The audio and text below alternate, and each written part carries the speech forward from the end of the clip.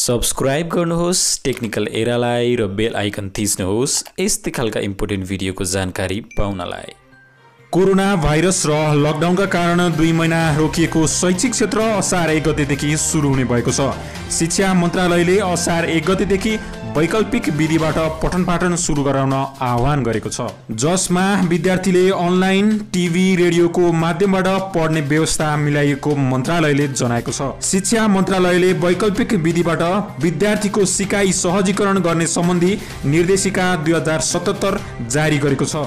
उक्त निर्देशिकाले 2 महिना रोकिएको शैक्षिक सत्र सुरु गराउन दूर तथा खुल्ला शिक्षा र वैकल्पिक विधिबाट सिकाइ सहजीकरण गरिने जनाइएको छ। मन्त्रालयले निर्देशिका असार 1 गतेबाट लागू गराउन सङ्घ, प्रदेश र स्थानीय तहका सम्बन्ध सबै निकाय तथा सरकारवालालाई आग्रह समेत गरेको छ। वैकल्पिक प्रणाली भनेको कक्षा कोठामै पठन पाठन सुरु गर्ने भन्ने होइन। विद्यार्थीले घरमा नै बसेर अनलाइन टेलिभिजन र रेडियोको माध्यमबाट पढ्ने व्यवस्था हो। तर त्यो सबै क्षेत्रका विद्यार्थीको हकमा भने सम्भव छैन।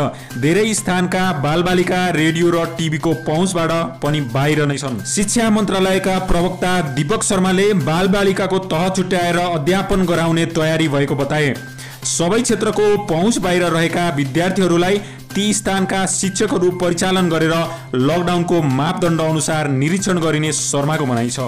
पाठ्यपुस्तक समयमै विद्यार्थीको हातमा पुर्याउने मन्त्रालयले जनाएको छ। प्रवक्ता शर्माले अत्यावश्यक सामग्री ढुवानी जसरी नै पाठ्यपुस्तक ढुवानी हुने बताएका छन्। सिकाइ सहजीकरण गर्न प्रदेश र स्थानीय तहसँग समन्वय गर्ने तयारी गरिएको प्रवक्ता शर्माले जानकारी दिए।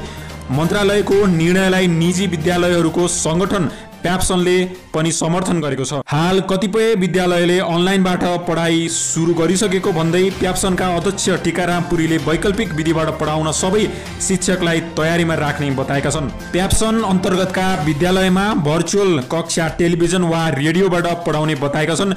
केही निजी विद्यालयले लकडाउन सुरु भएदेखि नै अनलाइन कक्षा सञ्चालन गरिरहे पनि वैशाखदेखिको शुल्क लिने वा नलिने भन्ने विषयमा भने कुनै निर्णय नभएको अध्यक्ष पुरीले बताएका छन्। मन्त्रालयले लकडाउनका कारण रोकिएको एसई र कक्षा 11 र 12 को परीक्षा सञ्चालन गराउने बारे गृह कार्यमा लागेको जनाएको छ। त्यसैगरी उच्च शिक्षाको पठन पाठन सुरु गराउने विषयमा भने कार्यदल बनाएको जनाएको छ। यसको निर्णय छिटै आउनेछ। र साथीहरू, छिटोभन्दा छिटो जस्ताको तस्तै न्युज पाउनको लागि हाम्रो च्यानललाई सब्स्क्राइब गरेर राख्न नबिर्सिनुहोस्।